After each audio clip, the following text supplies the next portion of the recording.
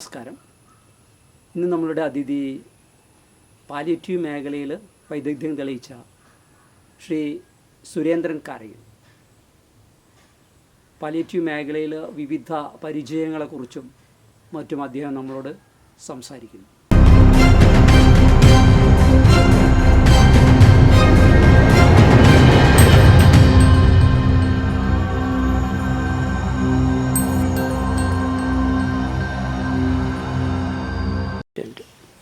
നീലേശ്വരം വെച്ചിട്ട് ഒരു രണ്ട് പ്രായമുള്ള ഒരു പുരുഷനും ഒരു സ്ത്രീയും ആ പറമ്പിൽ ഒഴിഞ്ഞ പറമ്പിൽ നിന്നുകൊണ്ട് മലമൂത്ര വിസർജനം ചെയ്യുന്നത് കാണുകയുണ്ടായി. ആ സമയത്ത് ഞാൻ വർക്ക് ചെയ്തതായ വണ്ടി നീലേശ്വരം ഹോമിൽ നിൽക്കുകയാണ്. ആ സമയത്താണ് ഒരു 6-6.5 അടി നീളമുള്ള ഒരാൾ നിന്നുകൊണ്ട് മലം പോകുന്നത് കാണുന്നതും അടുത്ത് തന്നെ അവരെ ഭാര്യ അടുത്ത് നിൽക്കുന്നതും കാണുകയുണ്ടായി. ഒരു 4 മിനിറ്റോളം വണ്ടി ഹോം സിഗ്നലിൽ നിന്ന് അവിടുന്ന് സിഗ്നൽ കിട്ടിയപ്പോഴാണ് ഞാൻ ആ വണ്ടി സ്റ്റാർട്ട് ചെയ്യുന്നത്. അന്ന് എൻ്റെ മനസ്സിൽ പ്രായാധിക്യം കൊണ്ട് ഒറ്റപ്പെട്ടു പോകുന്നതായ ഒരു അവസ്ഥ എനിക്ക് നേരിൽ കാണാൻ കഴിഞ്ഞു. അദ്ദേഹം നിന്ന അതേ ഇടയിൽ തന്നെ മലം കാലിൽ കൂടി പോകുമ്പോൾ അദ്ദേഹത്തിൻ്റെ ഭാര്യ, പ്രായം ചെന്ന ഭാര്യ അടുത്ത് നിന്നുകൊണ്ട് നിൽക്കുന്നതാണ് കാണുന്നത്. എൻ്റെ മനസ്സിന് വല്ലാതെയും നൊമ്പരപ്പെട്ട ഒരു സംഭവം അതായിരുന്നു. അത് എൻ്റെ മനസ്സിനെ വല്ലാതെ വേദനിപ്പിക്കാൻ തുടങ്ങി. കാരണം അന്ന് എനിക്ക് ഏകദേശം 52 വയസ്സ് പ്രായമേ ഉള്ളൂ. പ്രായാധിക്യം കൊണ്ട് ഈ ഒറ്റപ്പെടൽ എന്നുള്ള ഒരു ഭീതി അന്ന് മുതൽക്ക് എൻ്റെ മനസ്സിൽ വന്നു തുടങ്ങി.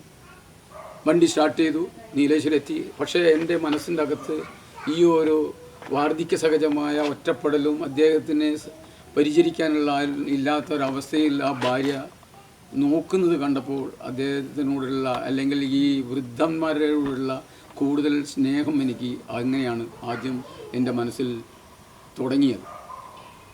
പക്ഷേ എൻ്റെ 2010 കാലഘട്ടത്തിൽ ഞാൻ റിട്ടയർഡ് ചെയ്യുന്നു. റിട്ടയർഡ് ചെയ്ത സമയത്താണ് അഭയം പാലിയേറ്റീവ് പരപ്പനങ്ങാടിയിൽ ബന്ധപ്പെടാൻ പറ്റുകയും അവിടുന്ന് ഡോക്ടർ അബ്ദുൾ മണിമ എന്ന അദ്ദേഹത്തിൻ്റെ പല ക്ലാസ്സുകളും കേട്ടപ്പോൾ വാർദ്ധക്യ സഹജമായ രോഗങ്ങളാൽ കഷ്ടപ്പെടുന്ന അനവധി ആൾക്കാർ നമ്മുടെ നാട്ടിലുണ്ട് എന്ന് അറിയുകയും വീണ്ടും ഒരു ഹോം കെയർ പോകാൻ എനിക്ക് അവസരം കിട്ടുകയും ചെയ്തപ്പോഴാണ് നാളെ നമ്മളും പ്രായാധിക്യത്തിൽ കിടക്കുമ്പോൾ ഒറ്റപ്പെടൽ നമ്മളെ ബാധിക്കുമെന്നുള്ളത് എനിക്ക് മനസ്സിലായത്.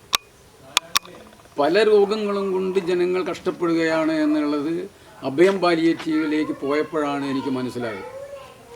അന്ന് 2 പഞ്ചായത്തുകൾ കൂടിയിട്ടായിരുന്നു അഭയം പാലിയേറ്റീവ് പ്രവർത്തിച്ചിരുന്നത്. അനവധി രോഗികളുടെ ബുദ്ധിമുട്ടുകളെ ഒന്ന് റിലാക്സ് ചെയ്യാൻ വേണ്ടി വള്ളിക്കുന്നിലൊരു പാലിയേറ്റീവ് ക്ലിനിക്ക് തുടങ്ങണമെന്ന് അവരുടെ നിർബന്ധപൂർവമായ ആ ഒരു ആശയം എൻ്റെ മനസ്സിൽ കൊണ്ടുവരികയും ഇവിടെയാണ് ഞങ്ങൾ വള്ളിക്കുന്ന് പാലിയേറ്റീവ് ക്ലിനിക്ക് ആരംഭിക്കുകയും ചെയ്തു. ഏതെല്ലാം തരത്തിലുള്ള രോഗികളെയാണ് നമ്മൾ പരിചരിക്കേണ്ടി വരുന്നത് ഇപ്പോഴത്തെ സാഹചര്യത്തിൽ? ഈ അവസരത്തിലാണ് ക്യാൻസർ രോഗികളെ നമ്മൾ ഹോസ്പിറ്റലിൽ നിന്ന് ഞങ്ങൾക്കൊന്നും ചെയ്യാനില്ല എന്ന് പറഞ്ഞ് നമ്മളോട് വിടുമ്പോഴുണ്ടാവുന്നതായ ക്യാൻസർ രോഗികളെ വേദനയില്ലാത്തൊരവസ്ഥയിലേക്ക് അവരെ ജീവിതത്തിൻ്റെ അവസാനം വരെ കൊണ്ടുപോകാൻ പാലിയേറ്റീവ് പ്രവർത്തകർക്ക് സ്വാന്തന പരിചരണത്തോടുകൂടി കൊണ്ടുപോകാൻ കഴിയും. അത് ഒന്നാണ് ക്യാൻസർ രോഗത്തിൻ്റെ. പിന്നെ സ്ട്രോക്കാണ്.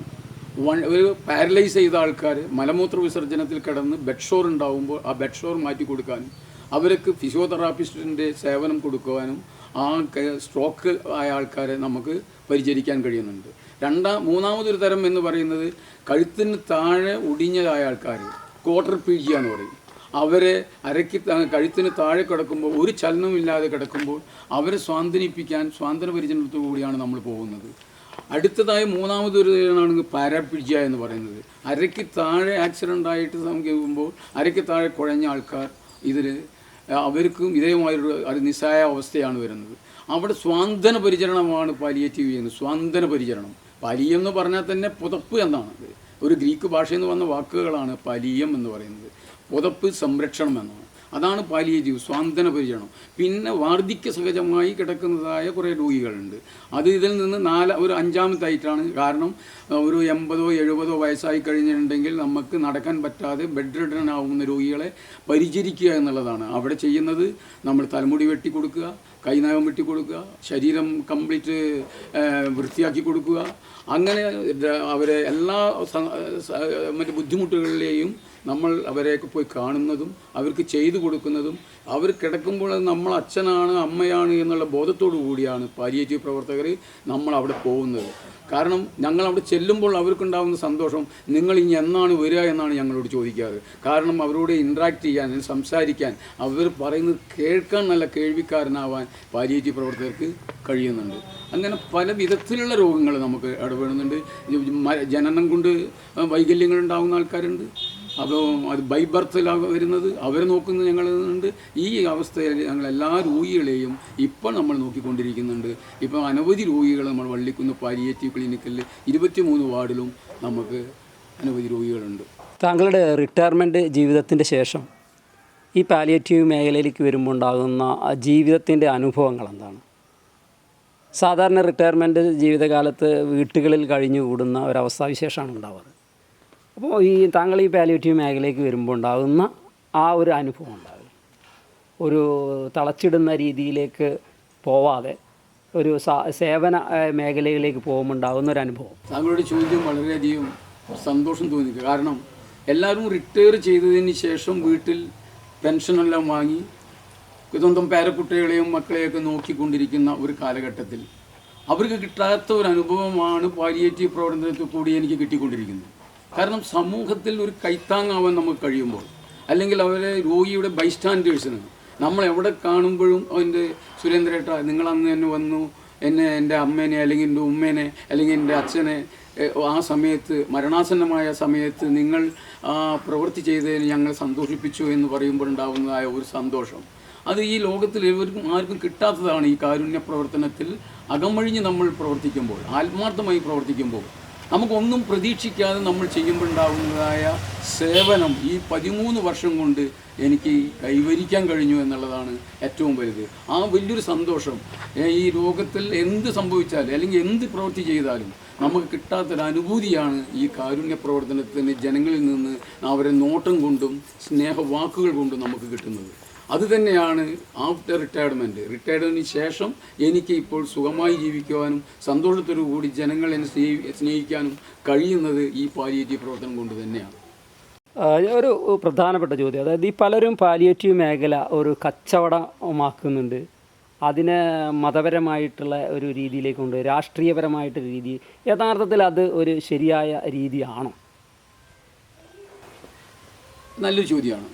കാരണം മതപരമായിട്ടോ വേറെ ഏത് രാഷ്ട്രീയപരമായിട്ടോ ഒരു രോഗിയെ നമ്മൾ കാണുന്നത് തെറ്റാണ്. കാരണം മനുഷ്യൻ്റെ കടമ എന്ന് പറയുന്നത് മറ്റുള്ളവരെ സഹായിക്കുക എന്നുള്ളതാണ്. പാലിയേറ്റീവ് അതല്ല ചെയ്യുന്നെങ്കിൽ ശരി, പാലിയേറ്റീവ് സിമ്പതി അല്ല ചെയ്യുന്നത്, എമ്പതി ആയിരിക്കണം. അതാണ് ഇതിൽ നിന്ന് ഒന്നും നമ്മൾ പ്രതീക്ഷിക്കാതെ അല്ലെങ്കിൽ ഒന്നും പ്രതീക്ഷിക്കാതെ ചെയ്യുന്നതാണ് പാലിയേറ്റീവ് സേവനം. അല്ലാതെ അത് രാഷ്ട്രീയവൽക്കരിക്കാനോ മതപരമായിട്ടുള്ള കാര്യങ്ങൾക്കോ അല്ലെങ്കിൽ വേറെ എന്തെങ്കിലും കിട്ടുമെന്നുള്ള ധാരണയിലോ ഇത് പ്രവർത്തിക്കുന്നത് 100% തെറ്റാണ്. കാരണം ഞങ്ങളിവിടെ 104 ക്ലിനിക്കുകളോളം മലപ്പുറത്ത് പ്രവർത്തിക്കുന്നത് ആത്മാർത്ഥമായ മതത്തിൻ്റെയോ അല്ലെങ്കിൽ രാഷ്ട്രീയത്തിൻ്റെയോ ജാതിയുടെയോ പേരിലല്ല. കാരണം പാലിയേറ്റീവ് എന്ന് പറയുന്നത് രാഷ്ട്രീയമായിട്ടല്ല നമ്മൾ പാലിയേറ്റീവ് പ്രവർത്തിക്കുന്നത്. രോഗവും മരണവും രാഷ്ട്രീയം നോക്കിയിട്ടല്ല വരുന്നത്, ജാതി നോക്കിയിട്ടല്ല വരുന്നത്, പണക്കാരനോ പാവപ്പെട്ടവനോ ആണോ നോക്കിയിട്ടല്ല ഈ രണ്ടും വരുന്നത്. മരണവും രോഗവും വരുന്നത് വ്യത്യസ്ത ആൾക്കാരെ പ്രായഭേദമന്യേ വന്നു ചേരുന്നത് ആയതുകൊണ്ട് തന്നെ ഇതിൽ നിന്ന് ഒന്നും പ്രതീക്ഷിക്കാതെ അല്ലെങ്കിൽ രാഷ്ട്രീയമായോ മതപരമായോ ചിന്തിക്കാതെ നമ്മളത് മറ്റുള്ളവർക്ക് ചെയ്തു കൊടുക്കാനുള്ള കടമയാണ് പാലിയേറ്റീവ് എന്നാണ് എനിക്ക് പറയാനുള്ളത്. മറ്റൊരു ചോദ്യം എന്ന് പറഞ്ഞാൽ, ഒരു പൗരൻ്റെ ആരോഗ്യ കാര്യങ്ങളിൽ ശ്രദ്ധിക്കേണ്ട ചുമതല സർക്കാരിനാണ്. പക്ഷേ ഈ സർക്കാരിന് ചുമതല ഉണ്ടായിരിക്കെ ഇത്തരം സന്നദ്ധ സംഘടനകളും മറ്റു മേഖലകളിലും ഈ ആരോഗ്യ അല്ലെങ്കിൽ വളരെയായി ബുദ്ധിമുട്ടുന്ന രോഗികളെ ശ്രദ്ധിക്കുന്ന ഒരവസ്ഥയിലേക്ക് പോകുന്നത് സർക്കാരിനെ പറഞ്ഞ് മനസ്സിലാക്കേണ്ട ഒരു അവസ്ഥാവിശേഷം ഉണ്ടോ? അല്ലെങ്കിൽ അതില്ലേ? ഒരു പൗരൻ്റെ ആരോഗ്യം സംരക്ഷിക്കേണ്ടത് സർക്കാരല്ലേ എന്നൊരു ചോദ്യം വരുന്നുണ്ട്. തീർച്ചയായും പ്രായാധിക്യത്തിൽ നമ്മൾ കഷ്ടപ്പെടുമ്പോൾ അത് ഗവൺമെൻറ് തന്നെയാണ് നമ്മൾ സംരക്ഷിക്കേണ്ടത് എന്നതിൽ യാതൊരു സംശയവുമില്ല. ഒരു ജെറിയാട്രിക് വിഭാഗം തന്നെ മെഡിക്കൽ കോളേജിലും അല്ലെങ്കിൽ മറ്റുള്ള ഹോസ്പിറ്റലിലേക്കും അതിനുള്ള സംവിധാനവും ഗവൺമെൻറ് അവരെ സംരക്ഷിക്കാനുള്ള ഏർപ്പാട് ചെയ്യേണ്ടത് നിർബന്ധമായിട്ടും ഈ കാലഘട്ടത്തിന് അനിവാര്യമാണ്. കാരണം ഇന്ന് വാർദ്ധക്യ സഹജമായ അനവധി ആൾക്കാർ നമ്മുടെ നാട്ടിൽ ആരോഗ്യ മേഖലയിൽ ആരോഗ്യ രംഗത്ത് വളരെയധികം മാറ്റം വന്നതുകൊണ്ട് തന്നെ വൃദ്ധന്മാരുടെ എണ്ണം കൂടുകയും അവരെ പരിചരിക്കാനുള്ള ആൾക്കാരുടെ എണ്ണം കുറയുകയും ചെയ്യുന്ന ഈ കാലഘട്ടത്തിൽ ഗവൺമെൻറ് ഈ സംരംഭം ഏറ്റെടുക്കണമെന്നാണ് എനിക്ക് ഈ അവസരത്തിൽ പറയാനുള്ളത്. കാരണം അവരുടെ ജീവിതത്തിൻ്റെ ശിഷ്ടകാലം മുഴുവൻ ജോലി ചെയ്ത് അതിൽ നിന്ന് ഗവൺമെൻറ്റിനെ സംരക്ഷിച്ചുകൊണ്ടാണ് അവർ ജീവിച്ച് വാർദ്ധക്യത്തേക്ക് കടന്നത്. ആ വാർദ്ധക്യത്തിൻ്റെ അവസാന കാലഘട്ടം വരെ ഗവൺമെൻറ് അവർ സംരക്ഷിക്കേണ്ടത് അത്യാവശ്യമാണ് എന്ന് യാതൊരു സംശയവും. താങ്കൾ പല മേഖലകളിലും സഞ്ചരിക്കുന്ന ഒരാളാണ്. അപ്പോൾ ഈ പല മേഖലകളിലും സഞ്ചരിക്കുമ്പോൾ ഉണ്ടാകുന്ന മനുഷ്യൻ അനുഭവിക്കുന്ന ഒരു ഒരു ഒരു രോഗാവസ്ഥയെ, രോഗദുരതയെ എങ്ങനെയാണ് നിങ്ങൾ നോക്കിക്കാണുന്നത്? നമ്മളുടെ മേഖലകളിൽ മാത്രമല്ല, അല്ലെങ്കിൽ ഇപ്പോൾ എല്ലാ മേഖലകളിലും അത് കാണുന്നുണ്ടോ? എല്ലാ മേഖലകളിലും നമ്മളെ ഈ രോഗാവസ്ഥ എന്ന് പറയുന്നത് ഇന്ന് നമ്മളെ ശരീരത്തിനുണ്ടാകുന്ന മാറ്റങ്ങൾ മുഴുവൻ നമ്മൾ ഉണ്ടാക്കി തീർക്കുന്നതാണ് എന്നുള്ളതിന് യാതൊരു സംശയമില്ല. കാരണം ഇന്ന് ഗവൺമെൻറ് ചെയ്യേണ്ടത് എന്താ വെച്ചാൽ അല്ലെങ്കിൽ സർക്കാർ ചെയ്യേണ്ട എന്താ വെച്ചാൽ നമ്മളെ ആരോഗ്യത്തിനെ പറ്റിയിട്ട് അവർ വളരെ ശുഷ്കാന്തി എടുക്കണം. കാരണം ഭക്ഷണശീലങ്ങളായാലും ശരി, ആരോഗ്യപരമായിട്ടുള്ള ആക്ടിവിറ്റീസിലേക്ക് നടത്തം, നീന്തൽ, സ്പോർട്സ് എന്നിലേക്കൊക്കെ നമ്മൾ ഇന്ന് ഇറങ്ങുന്നില്ല. ഒരു കാലഘട്ടത്തിൽ നമ്മളൊക്കെ ജീവിച്ചിരുന്നത് ഇതെല്ലാം ചെയ്തിട്ടായിരുന്നു. ഇന്ന് നടക്കാനുള്ള സൗകര്യങ്ങളില്ല, അതേമാതിരി ജിംനേഷ്യത്തിലേക്കുള്ള സൗകര്യങ്ങളില്ല. വെറും ഒരു ന്യൂക്ലിയർ ഫാമിലിയിൽ കുടുംബത്തിന് മാത്രം നോക്കുന്നതായ ഒരു അവസ്ഥയിലേക്ക് വരുമ്പോൾ അവരെ ആരോഗ്യപരമായിട്ടുള്ള ഒരുപാട് രോഗങ്ങൾ, കിഡ്നി പേഷ്യൻ്റ്, ഇന്ന് ലഹരി പദാർത്ഥങ്ങൾ ജനങ്ങളെ വല്ലാതെയധികം ആക്രമിച്ചുകൊണ്ടിരിക്കുകയാണ്. അതുകൊണ്ട് തന്നെ ഒരുപാട് രോഗങ്ങൾ ലഹരി കൊണ്ടുവരുന്നുണ്ട്. ക്യാൻസറുകൾ ഉണ്ടാകുന്നത് ലഹരികളുണ്ട്. ഈ ലഹരി വിരുദ്ധ സംഘടന ഇവിടെ ഉണ്ടായിട്ട് പോലും എന്തുകൊണ്ട് ഗവൺമെൻറ് ലഹരി ഇതിനെ ബാൻ ചെയ്യാൻ പറ്റാത്തൊരവസ്ഥയിൽ നിൽക്കുന്നത് എന്നുള്ളത് വളരെ ശ്രദ്ധിക്കണം. കാരണം ഇവിടുത്തെ ജനങ്ങൾ മരണപ്പെട്ടുകൊണ്ടിരിക്കുന്നത് കിഡ്നി പേഷ്യൻ്റ്, കിഡ്നി തകരാറുകൾ വരുന്നത്, മെൻ്റൽ ഡിസോർഡർ വരുന്നത്, സ്റ്റൊമക്കിൽ വരുന്നത്, അതേമാതിരി നമ്മൾ ശ്വാസകോശ ക്യാൻസർ വരുന്നത് ഒക്കെ ലഹരി പദാർത്ഥങ്ങൾ അമിതമായി ഉപയോഗിക്കുന്നത് കൊണ്ട് തന്നെയാണ്. ഭക്ഷണശീലങ്ങളിലെ ഗവൺമെൻറ് വളരെ ശുഷ്കാന്തി ഉപയോഗിച്ചുകൊണ്ട് ചെയ്യുക എന്നുള്ളതാണ്. മാത്രമല്ല, നമ്മുടെ മെഡിക്കൽ ചെക്കപ്പ്, നമ്മളെ കൊളോണോസ്കോപ്പി മറ്റുള്ള രാജ്യങ്ങളിലൊക്കെ കമ്പൽസറി ആയിട്ട് ഒരു വർഷത്തിൽ ഒരു പ്രാവശ്യം കൊളോണോസ്കോപ്പി നടക്കുന്നുണ്ട്. എന്തുകൊണ്ട് വെച്ചാൽ കുടൽ ക്യാൻസർ എന്നുള്ള രോഗങ്ങളെ കണ്ടുപിടിക്കാൻ കമ്പൽസറി ആയിട്ട് ഗവൺമെൻറ് അതിനൊരു ഇത് കൊണ്ടുവരണം. എല്ലാ ആൾക്കാർക്കും കമ്പൽസറി ആയിട്ട് മെഡിക്കൽ കോളേജിൽ ഇങ്ങനത്തെ ടെസ്റ്റുകൾ നടത്താനുള്ളത് ഉണ്ടെങ്കിൽ പ്രിവെൻറ്റീവ് ആവാം, നമുക്ക് ആദ്യം തന്നെ തടയാൻ പറ്റും. രോഗങ്ങൾ വരുന്നതിൻ്റെ മുന്നേ കണ്ടുപിടിച്ച് കഴിഞ്ഞാൽ എളുപ്പത്തിൽ മാറ്റാൻ കഴിയും എന്നുള്ളത് ഗവൺമെൻറ്റിൻ്റെ ശ്രദ്ധയിൽ എത്തിക്കണം എന്നാണ് എനിക്ക് പറയാനുള്ളത്. അവസാനമായിട്ട് നമ്മൾ പൊതു സമൂഹത്തിനോട്, ഇപ്പോൾ നേരത്തെ ഭക്ഷണ കാര്യങ്ങളെക്കുറിച്ച് പറഞ്ഞു. അപ്പോൾ നമ്മളിന്ന് നോക്കിക്കഴിഞ്ഞ സമൂഹത്തിൽ മൊത്തത്തിൽ ഫാസ്റ്റ് ഫുഡുകളുടെയും മറ്റുള്ളയും ഒരവസ്ഥാവിശേഷം. അപ്പോൾ അതൊരു വിശേഷം സുരേന്ദ്രജി പറഞ്ഞു. തീർച്ചയായിട്ടും പൊതുസമൂഹത്തിനോട് എന്താണ് ഈ പാലിയേറ്റീവ് മേഖലകളിലെ രോഗികളെ കണ്ട് പരിചരിക്കുന്നതിൽ നിന്ന് പൊതുസമൂഹത്തിന് എന്താണ് കൊടുക്കാനുള്ളത്? വളരെ ഗൗരവമായൊരു ചോദ്യം. എന്താ പറഞ്ഞാൽ, ഇന്ന് അനവധി ആൾക്കാർ ബുദ്ധിമുട്ടുന്നത് CKD എന്ന് പറഞ്ഞ ക്രോണിക് കിഡ്നി ഡിസീസ്. അത് എന്തുകൊണ്ടാണ് എന്നുള്ളത് ഞങ്ങൾ അവിടെ ഓരോ രോഗികളെ എടുത്തപ്പോൾ വളരെ ചെറിയ പ്രായത്തിൽ തന്നെ അവർ അന്വേഷിച്ചപ്പോൾ കിട്ടിയത് അവർ മദ്യപിക്കുന്നുണ്ട്, പുകവലിക്കുന്നുണ്ട്, ഞങ്ങൾ മറ്റേ ഭക്ഷണശീലങ്ങളൊക്കെ ഫാസ്റ്റ് ഫുഡായിരുന്നു, അതുകൊണ്ട് തന്നെയാണ് അദ്ദേഹത്തിന് വന്നത് എന്നുള്ളതിന് അങ്ങനെ പല കാര്യങ്ങൾ നമ്മൾ ആദ്യം തന്നെ അവർ എന്തുകൊണ്ടാണ് ഈ രോഗം വരാൻ കാരണം. അതിൽ ഒന്ന് CKD, ക്രോണിക് കിഡ്നി ഡിസീസ്. ഈ കാരണം കൊണ്ടാണ് കിഡ്നി ഡിസീസ് വന്നിരിക്കുന്നത്, യാതൊരു സംശയവുമില്ല. അതേമാതിരി അറ്റാക്ക്, നമുക്ക് കൊളസ്ട്രോൾ, BP, ഷുഗർ, ഇത് എന്തുകൊണ്ടാണ് വരുന്നത്? അമിതമായ ഭക്ഷണം, അസമയത്തുള്ള ഭക്ഷണം, ആരോഗ്യപരമായി നടത്തങ്ങളോ എക്സസൈസുകളോ ഇല്ലാത്തൊരവസ്ഥ, ഇറഗുലറായിട്ടുള്ള ജീവിത രീതി, രാത്രി ഉറങ്ങുന്നത്, മൊബൈൽ അഡിക്ഷൻ വളരെയധികം ശ്രദ്ധിക്കേണ്ട ഒരു കാര്യമാണ്. മൊബൈൽ അഡിക്ഷൻ എന്ന് പറയുന്നത്, രാത്രി നമ്മളെ ഈ ക്ലിനിക്കിലേക്ക് ഓരോരോ ഹോം കെയർ പോകുമ്പോഴും നമ്മളെ സ്കൂളിലെ കുട്ടികൾ 2 കുട്ടികളായിട്ട് നമ്മൾ വരാറുണ്ട്. അതിൽ ഒരു കുട്ടിയുടെ ഉമ്മ എന്നെ വിളിച്ചു പറഞ്ഞു, സാറേ എൻ്റെ മകൻ 1.5 മണിക്ക് ആണ് കിടന്നുറങ്ങുന്നത്. ഞാൻ പോയി നോക്കിയപ്പോൾ ഇവൻ മൊബൈലിൽ അഡിക്ഷനായിട്ട് മൊബൈൽ നോക്കിക്കൊണ്ടിരിക്കുകയാണ്. ഇപ്പോൾ അത് വയലൻ്റ് ആവും, അത് പറയുമ്പോൾ ആ കുട്ടി വയലൻ്റ് ആവുന്നു. അപ്പോൾ എന്ത് മൊബൈൽ അഡിക്ഷൻ വരുന്ന സമയത്ത് ഇവർക്ക് ബ്രെയിനിൽ മെമ്മറി പവർ ലോസ് വരുന്നുണ്ട്, ഉറക്ക് കിട്ടുന്നില്ല, രാവിലെ സ്കൂളിൽ പോകുമ്പോൾ ലേറ്റ് ആവുന്നു. അപ്പം മൊബൈൽ അത് രക്ഷിതാക്കൾക്ക് ഒരുപാട് ഉത്തരവാദിത്തമുണ്ട്. കാരണം മൊബൈൽ അഡിക്ഷൻ വന്നു കഴിഞ്ഞാൽ എന്തുണ്ടാവും എന്നുള്ളത് രക്ഷിതാക്കൾ ആദ്യം മനസ്സിലാക്കേണ്ട ഒരു കാര്യമാണ്. ഇങ്ങനെ പല കാര്യങ്ങളും ആരോഗ്യപരമായിട്ട് രക്ഷിതാക്കൾ തന്നെയാണ് മൊബൈലിൽ കളിച്ചുകൊണ്ടിരിക്കുമ്പോൾ മക്കളത് കാണുന്നു, ആ മക്കളത് അഡിക്ഷൻ ആവുന്നു, ആ രോഗാവസ്ഥയിലേക്ക് ആ കുട്ടി ഓട്ടോമാറ്റിക്കലി വരുന്നു. ഒന്നതാണ്. രണ്ടാമത് നമ്മൾ പറയുന്നത് ഫാസ്റ്റ് ഫുഡാണ്. അച്ഛനും അമ്മയും പുറത്തേക്ക് പോയി കഴിഞ്ഞിട്ടുണ്ടെങ്കിൽ ഭക്ഷണം നമ്മൾ ഹോട്ടലിൽ നിന്ന് വാങ്ങിയിട്ട് കഴിക്കുന്ന ശീലം ഇപ്പോഴേ വന്നുള്ളൂ. പണ്ട് കാലത്ത് നമ്മൾ ഹോട്ടൽ കാണുന്നത് വളരെ അപൂർവമാണ്. ഇന്ന് കരിച്ചതും പൊരിച്ചതുമായ ഭക്ഷണങ്ങൾ കഴിച്ച് വളരെ ചെറുപ്പത്തിൽ തന്നെ കുട്ടികൾ ഹാർട്ട് ഡിസീസിലേക്ക് പോകുന്നു, കിഡ്നി പേഷ്യൻ്റായി പോകുന്നു. 30-40 വയസ്സ് വരെ ആകുമ്പോഴേക്ക് അവൻ ഡയബറ്റിക് പേഷ്യൻ്റ് ആവുന്നു, BP കയറുന്നു, അതേമാതിരി കൊളസ്ട്രോൾ കയറുന്നു. ആ കുട്ടി അറിയുന്നില്ല. ആ കുട്ടീൻ്റെ യൗവനകാലത്തിലേക്ക് വരുമ്പോൾ കടക്കുമ്പോൾ അദ്ദേഹം രോഗാവസ്ഥയിലേക്ക് വരുന്നു. അതിന് രക്ഷിതാക്കൾക്ക് നല്ല ഉത്തരവാദിത്വമുണ്ട് എന്നാണ് എനിക്ക് ഈ അവസരത്തിൽ ഈ കാലഘട്ടത്തിൽ ഒരു മനസ്സിലാക്കിയപ്പോൾ എനിക്ക് മനസ്സിലായതും. കാരണം ഞാനൊരു വീട്ടിലേക്ക് കയറി ചെല്ലുമ്പോൾ ആ കുട്ടി അമ്മ കിടന്നുറങ്ങുകയാണ്. ഉറങ്ങുകയല്ല, ഞങ്ങൾ അങ്ങോട്ട് ചെല്ലുമ്പോൾ ആ കുട്ടി അവർ കിടക്കുന്നു, അവർ ബെഡ് റിഡനാണ്.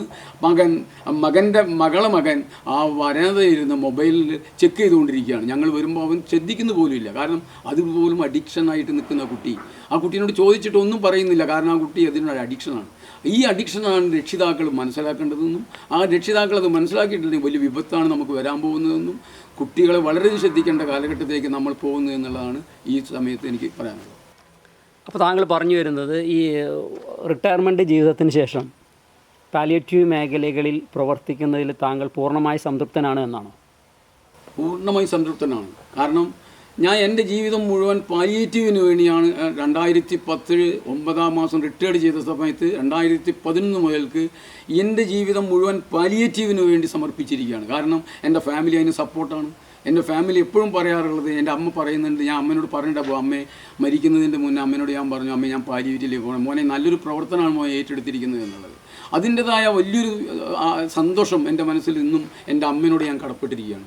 കാരണം എൻ്റെ അമ്മ എപ്പോഴും പറയാറുണ്ട്, മോനെ എടുത്ത മേഖല നല്ല മേഖലയാണെന്ന്. കാരണം ഒരു വ്യക്തിയെ പരിചരിക്കാൻ അല്ലെങ്കിൽ കിടപ്പിലായ രോഗികളെ പരിചരിക്കുമ്പോൾ കിട്ടുന്നതായ സന്തോഷം 100% ഞാൻ പരിപൂർണമായി. കാരണം ഒന്നും ഞാൻ വേണ്ട എന്ന് പറയും. കാരണം ഒന്നും നമ്മൾ അവരിൽ നിന്നൊന്നും ഞാൻ മനസ്സിലാക്കുന്നില്ല, അല്ലെങ്കിൽ ഒന്നും സ്വീകരിക്കുന്നില്ല, അല്ലെങ്കിൽ അവരിൽ നിന്നൊന്നും പ്രതീക്ഷിക്കുന്നില്ല. ഈ പ്രതീക്ഷകൾ ഇല്ലാത്തത് കൊണ്ടാണ് ഞാൻ സംതൃപ്തനാണെന്ന് പറയാൻ കാരണം എനിക്ക് ജീവിതത്തിൽ ഏറ്റവും ഒറ്റ ആഗ്രഹമുള്ളൂ, എൻ്റെ മരണം വരെ ആ പാലിയേറ്റീവ് പ്രവർത്തനത്തിൽ മുഴുകി അവരെ ജീവിച്ച് അവരോട് സഹകരിച്ചുകൊണ്ട് ഒരു പാലിയേറ്റീവിൻ്റെ സെക്രട്ടറി അല്ല ഞാൻ, കിടപ്പിലായ രോഗികളുടെ സെക്രട്ടറിയാണ് ഞാൻ. അതാണ് എനിക്ക് ഈ അവസരത്തിൽ പറയാനുള്ളത്. പാലിയേറ്റീവിൻ്റെ സെക്രട്ടറി എന്ന് എന്നെ കാണരുത്, ഞാൻ കിടപ്പിലായ രോഗികളുടെ സെക്രട്ടറിയാണ്. കാരണം അതാണ് ഞാൻ മനസ്സിലാക്കിയിരിക്കുന്നത്. കാരണം അവരെ സെക്രട്ടറിയാണ്. അവർക്ക് വേണ്ടത് എപ്പോൾ രാത്രിയായാലും പകലായാലും ഏത് സമയത്ത് വിളിച്ചാലും ഞാൻ അവരോട് സമ്മതിക്കാനും അല്ലെങ്കിൽ അവർക്ക് വേണ്ടത് ചെയ്തു കൊടുക്കാനും ഞാൻ വളരെ. ഇന്നലെ രാത്രി എന്നെ ഒരാൾ വിളിച്ചു പറഞ്ഞു, സുരേന്ദ്രേട്ടാ എൻ്റെ ഉമ്മ മരണപ്പെട്ടു പോയി, നിങ്ങൾ വന്ന സേവനം എനിക്ക് വളരെയധികം എന്നെ മനസ്സിനെ സമാധാനിപ്പിച്ചു എന്ന് ആ വീട്ടിലത്തെ ഫാമിലി എന്നോട് വിളിച്ചു പറയുമ്പോൾ ഉണ്ടാകുന്നതായ ഒരു സന്തോഷം ഇന്നലെയാണ് അതുണ്ടായിരുന്നത്. ഞാൻ അവിടെ പോയിരുന്നു സിസ്റ്ററുടെ കൂടെ. അവർക്ക് വേണ്ടതെല്ലാം ചെയ്തു കൊടുത്തു, അവരെ കാലൊക്കെ ഒന്ന് തറവി കൊടുത്തു. 77 വയസ്സും വരെ പ്രായമുള്ളവർക്ക് ഒന്ന് ഒഴിഞ്ഞു കൊടുക്കാൻ എനിക്ക് കഴിഞ്ഞു.